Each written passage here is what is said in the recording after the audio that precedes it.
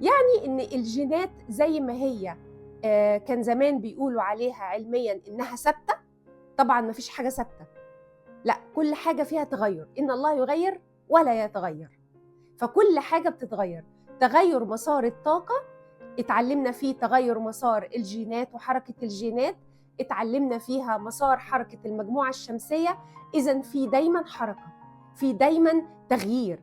وبالتالي الطب الوظيفي دلوقتي لو رجعتوا لدكتور بيرج أو لو رجعتوا لدكتور كريم علي، هتلاقوا إن حركة الجينات بتتغير كل 6 شهور. وبالتالي أنت ممكن تخزن في جيناتك اللي أنت عايزه، اللي انت بتتمنى انه يكون موجود في حياتك.